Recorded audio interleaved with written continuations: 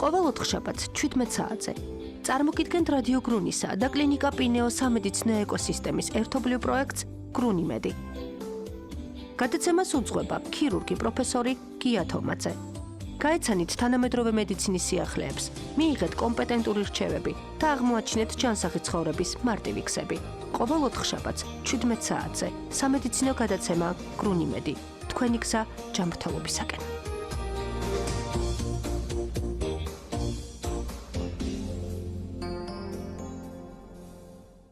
მოგესალმებით ჩვენ მომსმენელებო, ვაგრძელებთ რადიო გრუნის სამედიცინო გადაცემას სახელწოდებით გრუნიმედი, რომელსაც სარუძღვები მე, ექიმი გია თომაძე. ვიდრე დავასახელებდე გადაცემის თემას, მინდა ორი სამედიცინო ფაქტი მოგახსენოთ. ერთი ფაქტი გახლავთ ის, რომ ადამიანს გააჩნია ორგანო, რომელიც გარკვეული გაღიზიანების შედეგად 16-ჯერ იცვლის ზომას. საქმე იმაშია, რომ ასეთი შეკითხვის დასმის დროს აზროვნება სხვა მიმართულებით გადაერთვება ხოლმე, მაგრამ სინამდვილეში საკითხი ეხება თვალს და თვალის გუგას. რომ თუ თვალს გავაღიზიანებთ სინათლით, მისი ზომა 16-ჯერ შეიცვლება. და კიდევ მეორე ფაქტი მინდა მოგახსენოთ სამედიცინო ასევე და დადასტურებული.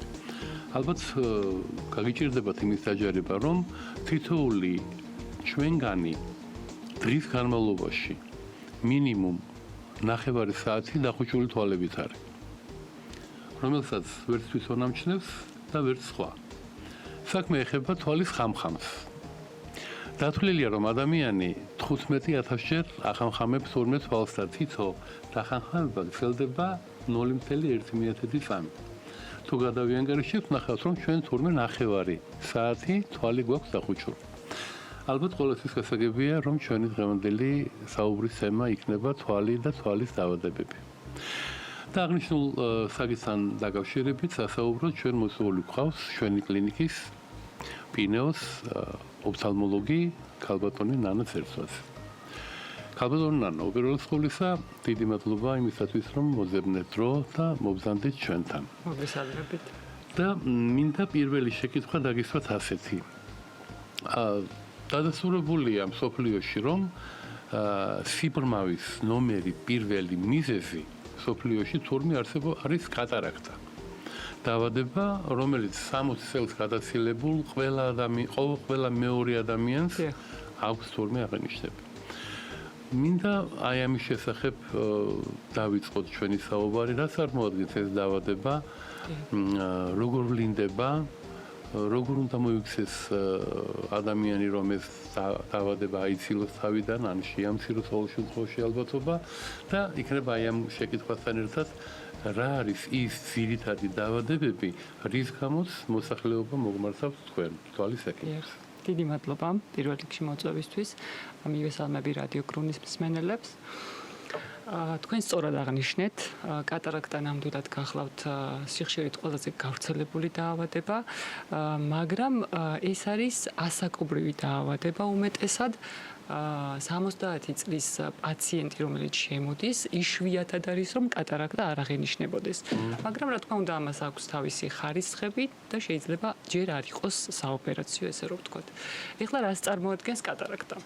კატარაქტა ის გახლავთ თვალში არსებული გამჭვირვალე ბროლის ლინზის შემკვრევა. ნორმაში ეს ბროლი არის აბსოლუტურად გამჭვირვალე, შუქს სხივებს ატარებს თავისუფლად ბადურა გარსისკენ, ასაკობრივად მასში ნივთიერებათა ცვლის დარღვევების გამო, ისევე როგორც კანზე გვიჩნდება ნაოჭი, თმა გვითეთრდება, ეს აბსოლუტურად ბუნებრივი ფიზიოლოგიური დაბერების პროცესია, რომ ბროლში გაჩნდეს მოთეთრო ფერის შემკვრევები. შეიძლება უფრო მოყვითალო ფერის, შეიძლება იყოს მოცისფრო ფერის, მაგრამ პრინციპში არს იმში მდგომარეობს, რომ გამჭვირვალობა ბროლის იკარგება, რის გამოც სინათლის სხივები ვერ ფოკუსირდება, ვერ ხდება ბადურაზე, ესე რომ ვთქვათ, მიტანა და შესაბამისად მხედველობა ბუნდოვდება. პირველი, ესე რომ ვთქვათ, სიმპტომი ეს არის მხედველობის გაბუნდოვნება.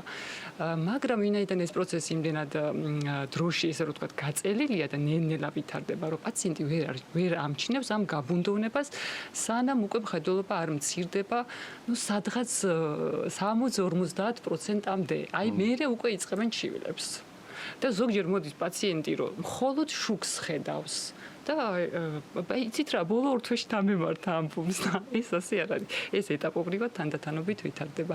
ნუ გარდა ამისა, რომ მხედველობა ქვეითდება, არის ხოლმე გაორების მომენტები, აი იწყება გაორება, ჭუტავს ერთ თვალს, იმიტომ რომ ის ცუდი მხედველი თვალი ხელს უშლის მხედველობაში.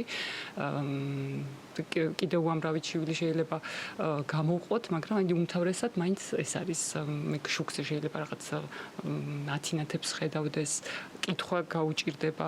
ზოგჯერ არის ხოლმე მარჯვენა მარცხენა თვალს არ ადარებენ ერთმანეთს, ორივე თვალით ვერ ამჩნევს ამ განსხვავებას, მაგრამ აი თუ გააკეთებს ამას აუცილებლად მიხვდება, რომ იქ რაღაცა ერთ თვალზე პრობლემა აქვს. იმიტომ რომ უმეტესად ეს ერთდროულად არ ვითარდება, ერთ თვალზე უფრო მეტად არის გამოხატული, მეორეზე უფრო ნაკლებად. ეს ალბათ ჩვენი დაცვითი მექანიზმია, ესე რომ ვთქვათ. ევოლუციურად ჩადებული, რომ ორი ორგანო გვაქვს და ორივე ერთდროულად ერთ დონეზე, ესე რომ ვთქვათ, არ გამოდის წყობრიდან. არსებული სტატისტიკით თურმე სიბრმავის მეორე მიზეზი ყოფილა გლავკომა. დიახ. რომლის შესახებაც მოსახლეობის ცნობილია ყოველ შემთხვევაში სახელის დონეზე. შიშით უყურებენ ამ დაავადებას, დიახ. საინტერესოა რა კატარაქტისგან განსხვავებით, კატარაქტა არის აბსოლუტურად ჩვენი ფიზიოლოგიური ასაკობრივი დაავადება, კეთილსაიმედო გამოსავლით ოპერაციის შემდგომ კატარაქტისგან გამოწვეული დაკარგული მხედველობა აბსოლუტურად აღდგება 100%-ით, მაგრამ აი გლავკომასთან ცოტა რთულად გვაქვს საქმე. ესე იგი რა ხდება? უმეტეს შემთხვევაში თვალში და წნევის მომატებით ხდება მხედველობის ნერვის დაზიანება, მაგრამ არსებობს იშვიათი გამონაკლისები, როდესაც თვალში და წნევა ნორმაში გვაქვს, ან პირიქით დაბალიც არის ხოლმე, მაგრამ უმეტესად ეს მაინც დაკავშირებულია თვალში და წნევის მომატებასთან.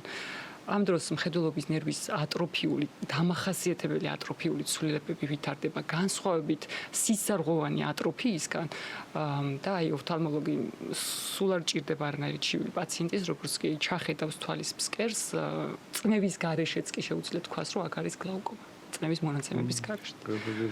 სამწუხაროდ მისგან დაქვეითებული მხედველობა არ აღდგება, როდესაც პაციენტი მოდის იმ ეტაპზე რა მხედველობითაც მოვიდა, უკვე ვცდილობთ, რომ ეს მხედველობა შევუნარჩუნოთ პაციენტს.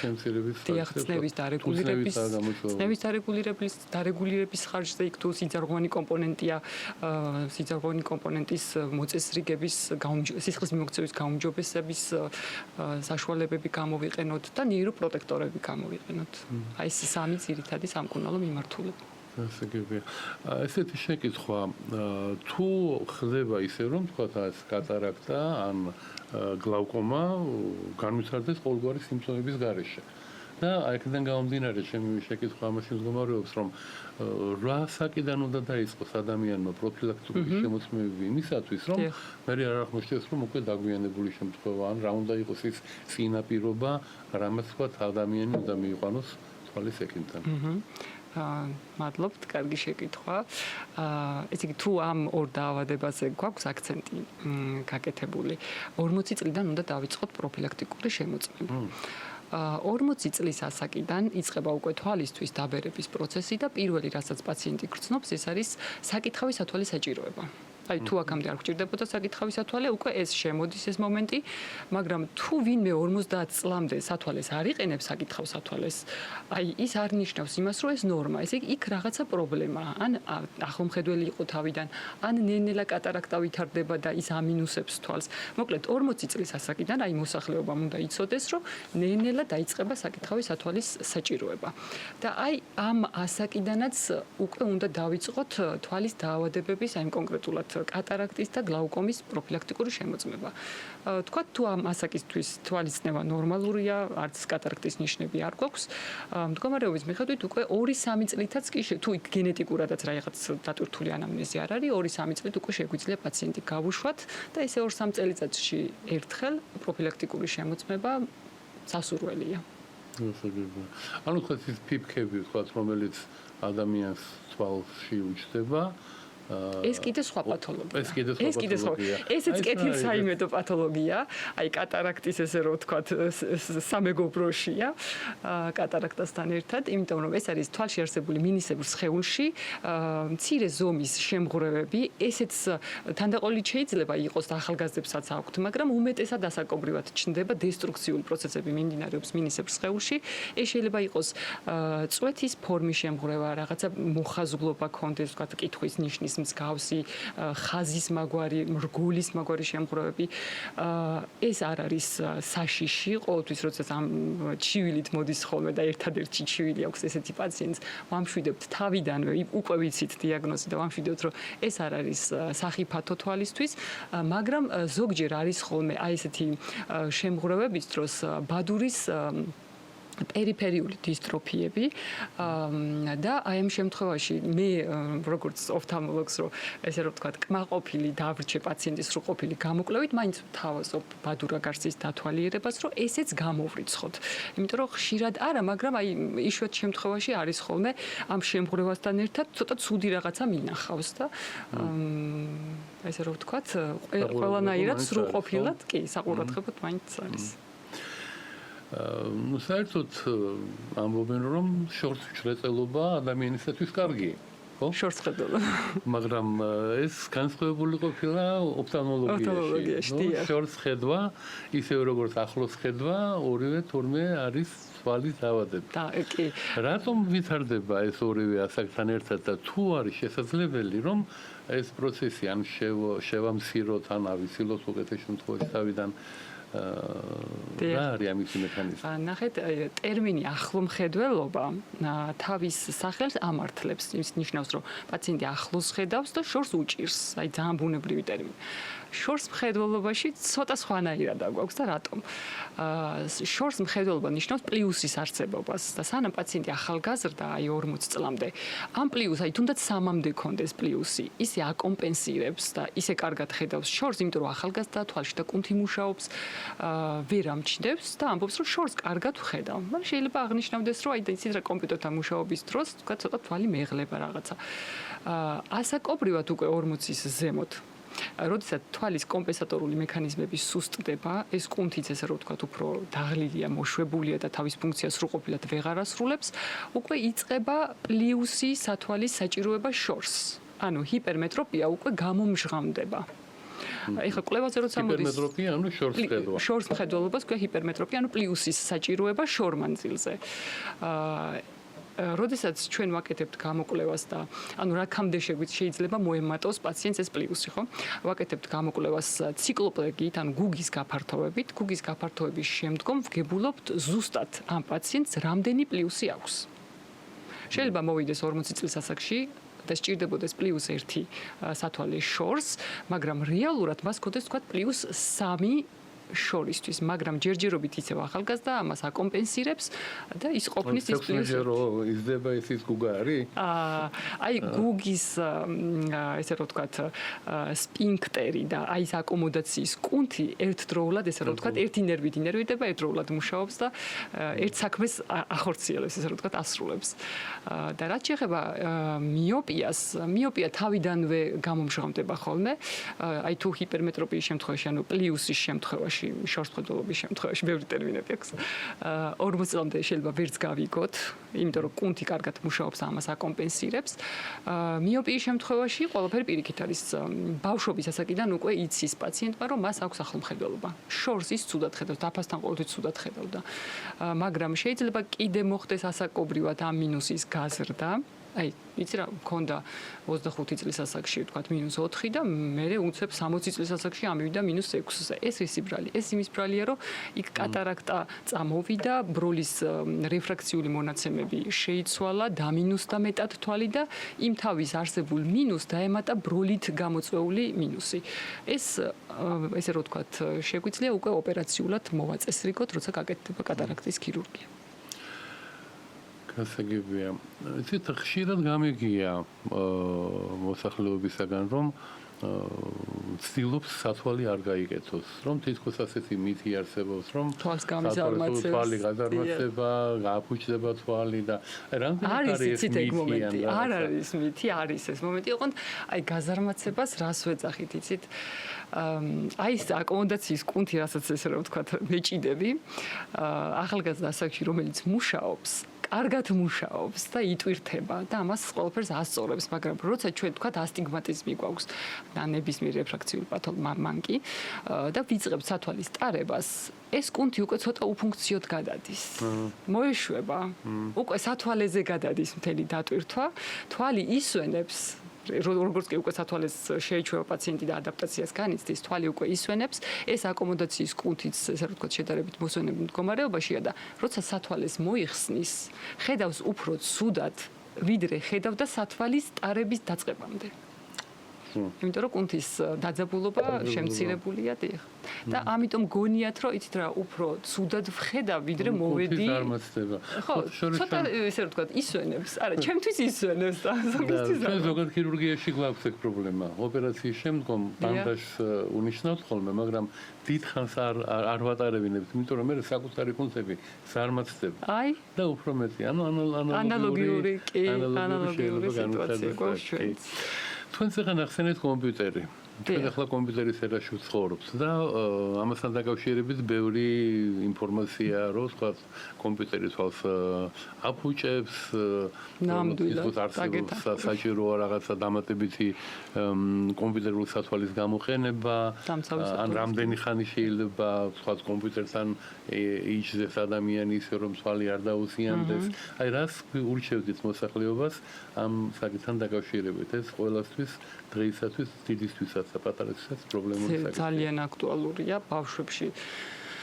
უკვე ესეთი სიტუაცია გვაქვს, რომ მიოპიის რაოდენობა მოიმატა ზუსტად იმის გამო, რომ ეკრანებზე არიან დამოკიდებულები და თვალი მუდმივად არის ახლო მანძილზე. ანუ გონებას გონია, რომ ეს არის მისი ნორმა, სულ აქ უნდა უყუროს, შორი მანძილი არ ჭირდება და თვალი მინუსდება. შეიძლება დაიბადოს პლუსით, მაგრამ გადავიდეს მერე მინუსში. ეკრანის გამოსხივება ძალიან არის მავნე აზიანებს თვალს, პირველ რიგში იწვევს გამოშრობას. ამიტომ დღის ბოლოს ყოველთვის აქვთ ხოლმე რაღაც დაღლილობის წვის შეგრძნება, თითქოს უცხო სხეული მაქვს თვალში, აი ქვიშის ჩაყრის შეგრძნება არის კლასიკური მისთვის. ამ შემთხვევაში დამატენიანებელი გვინდა აი ესეთი ჩივილების დროს აუცილებლად, მაგრამ კომპიუტერისგან გამოსხივებისგან დამცავი სპეციალური სათვალის გამოყენებაც სასურველია. თუ ჩვენი ასე რომ ვთქვათ, სამუშაო დაკავშირებულია კომპიუტერთან. როდესაც უკვე 40-ის მერე ვიწყებთ საკითხავი სათვალის საჭიროებას, უკვე იმ ნომერში სპეციალურ მინებს ვაყენებთ, ეს იქნება ან ანტირეფლექსი, ან ბლუ კონტროლი, ბლოკერი მინები, რომელიც ამ გამოსხივებისგან იცავს თვალს. ზოგს აქვს 100%-იანი დაცვა, მინებში სხვადასხვა ხარისხებში არის განსხვავება, რაც უფრო კარგი და ხარისხიანია და ეს დამცავი შრეები აქვს მინებს, მით უფრო უკეთესია. რაც შეეხება რამდენი ხნის შემდგომ შეიძლება დაგვეღალოს თვალი, ეს ინდივიდუალურად არის, ვიღაცა შეიძლება 2 საათის შემდგომ დაეღალოს, ვიღაცა შეიძლება 4 საათის, ეს ადაპტაციაზეც არის დამოკიდებული. ამერიკის ოპტომეტრისტთა ასოციაციას წლების წინ ჰქონდა ესეთი წესი მოწოდებული 20-20-20-თან. ანუ 20 წუთის განმავლობაში კომპიუტერთან მუშაობის შემდგომ 20 ფუტის იქეთ, ანუ დაახლოებით ეს გამოდის 6 მეტრი, ანუ მოშორებით და შორს 20 წამი უნდა გადაიტანო მზერა. ცოტა ტექნიკურად რთული შესასრულებელი, მაშინ უნდა რაღაც ფანჯარასთან გედოს ეს კომპიუტერი, ან ძალიან დიდი სივრცე უნდა იყოს 6 მეტრზე იქეთ რომ გაიხედოთ. და არ მიცდია სიმართლე გითხრათ, ესეთი მეთოდით. მე უფრო აი ესე რომ ვთქვათ, დაყოფილი მაქვს, ვთქვათ, სამუშაო. ვთქვათ, 1 საათში ეს ვიცი რომ უნდა შევასრულო, მე ავდგები 10 წუთი გავივლი, გამოვივლი. ოღონდ კომპიუტერისგან შესვენება არ გულისხმობს, რომ ტელეფონში უნდა გადავიდე. ის კიდევ მეორე უბედურებაა. ხო. უბრალოდ ის დატოვო ის კომპიუტერი და ტელეფონი იქ მაგიდასთან და გახვიდე, გაიარო რაღაცას. თუ კიდე დაურეკეთ ვინმეს ესაუბრეთ. თვალმა უნდა დაისვენოს. თვალისთვის დასვენება ეს არის შორი მანძილი. როდესაც რაღაცაზე არ არის ფოკუსირებული, რაღაცას არ კითხულობს, რაღაცას არ უყურებს, აი ის ეკრანებთანაც კი ისა გამოსხივების ხარისხები იცვლება, ხო ზოგი უფრო მუქად არის, ზოგჯერ გამოსახულება, ზოგი უფრო ღიარი და აი ცვალებადობა ძალიან მოქმედებს თვალზე.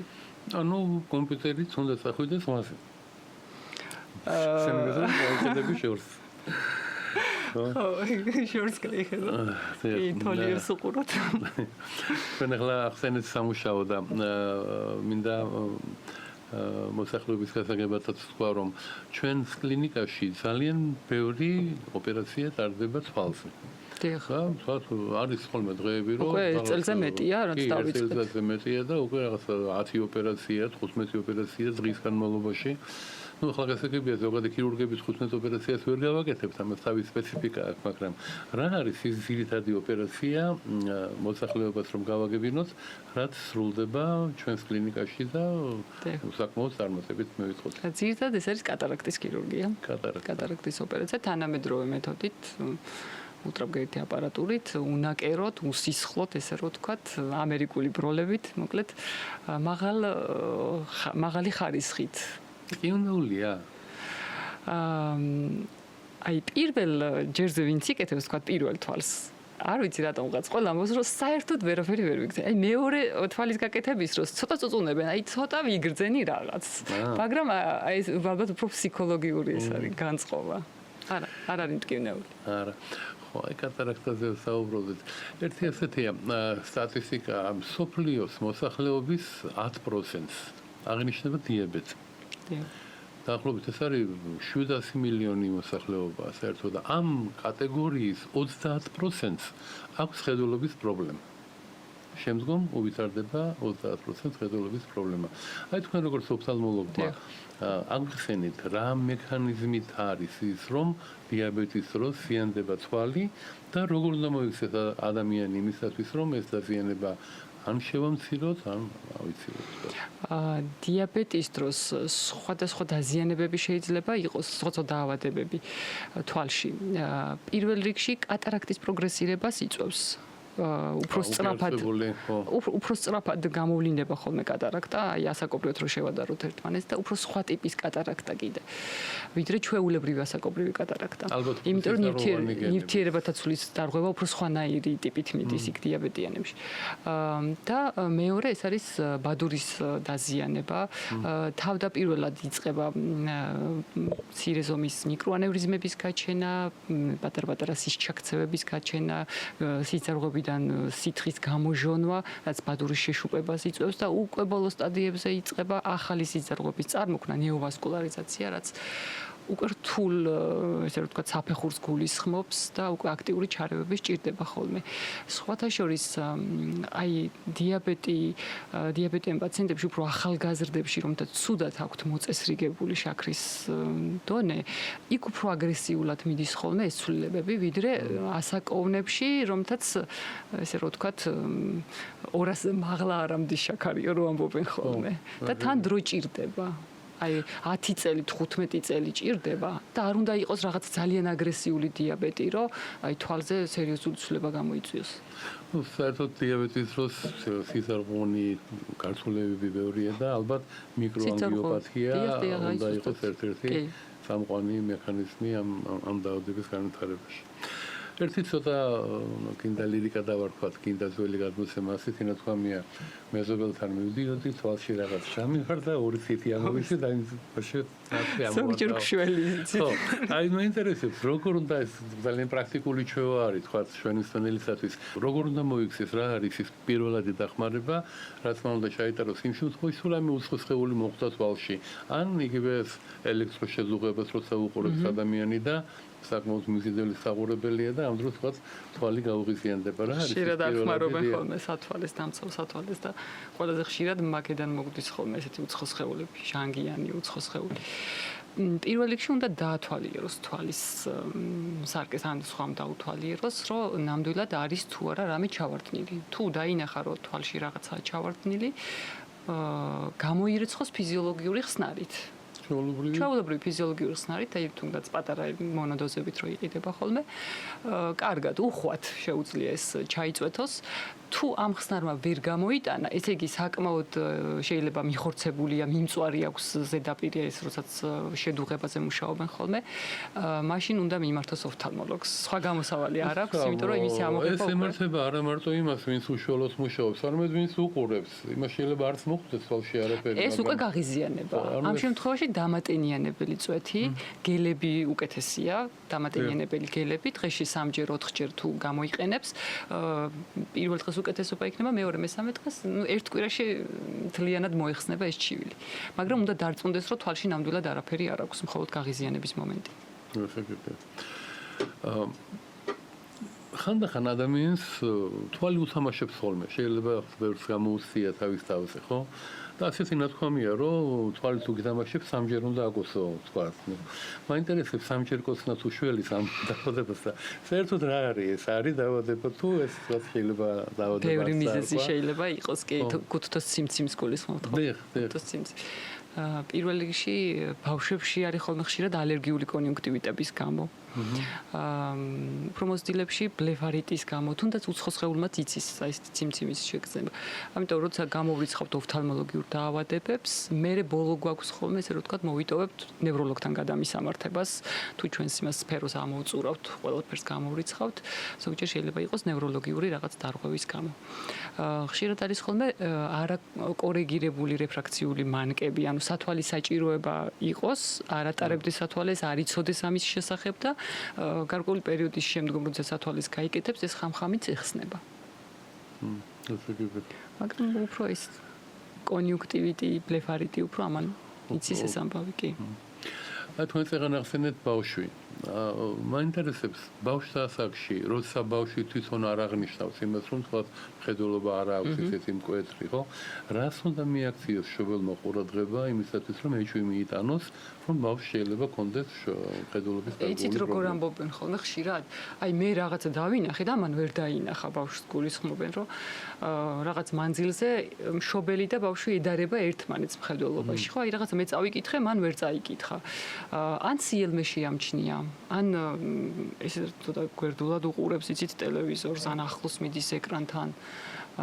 ანუ რაღაც მანერა, ქცევაში კი, უფრო შეიძლება ბავშვს არ კონდეს ჩივილი, მაგრამ მშობელი ყოველთვის ამჩნევს. ბებო ამჩნევს ხოლმე ხშირად კიდე. ოჯახის წევრები ამჩნევს. ესე იგი. თვალის დაავადება თავისთავად ძალიან საინტერესოა, იმდენად რამდენადაც ხშირია. ხომართული თქვენ თქვათ რაღაცა შეიძლება გამომჩამე შეკითხვის სახით ისეთი, რაც მოსახლეობამ უნდა იცოდეს, ან თქვენ გინდათ თქვენი პრაქტიკიდან გამომდინარე, აი ხშირად რაც ხდებათ ხოლმე, ის ინფორმაცია მიეწოდოთ მოსახლეობას ჩვენს მსმენელებს. დიახ, უფრო აი პროფილაქტიკურ შემოწმებებზე ვიტყვი, რადგან ბავშვები გქონდა ბოლო თემა. წინასასკოლო ასაკში აუცილებელია სრულად ოფთალმოლოგიური გამოკვლევის ჩატარება. ეს გულისხმობს გუგის გაფართოვებას.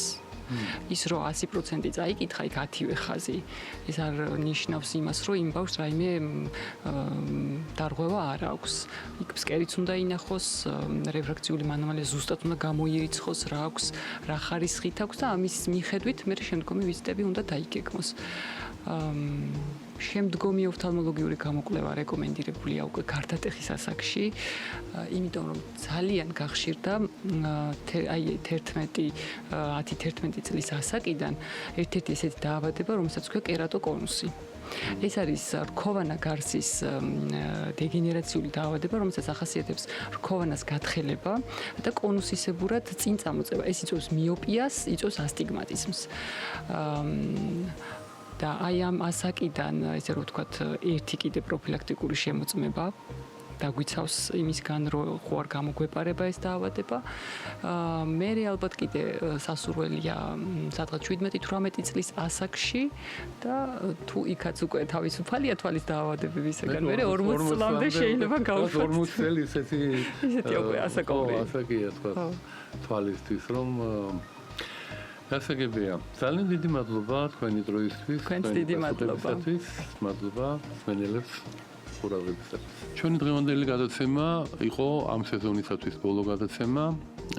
გისურვებთ ყველას კარგ დასვენებას. ივლისსა და აგვისტოსთვის განმავლობაში.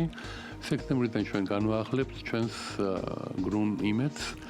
ჩვენი თხოვნა იქნება თუ თქვენ დაგებადებათ რაიმე შეკითხვა, ან გნებავთ რომ რაიმე თემა იქნეს გაშუქებული ჩვენი გადაცემების დროს, ხოს მოგწეროთ ჩვენ სოციალური ქსელის საშუალებით რადიო გრუნის ვებგვერდზე და ჩვენ აუცილებლად დავაკმაყოფილებთ თქვენს სურვილს.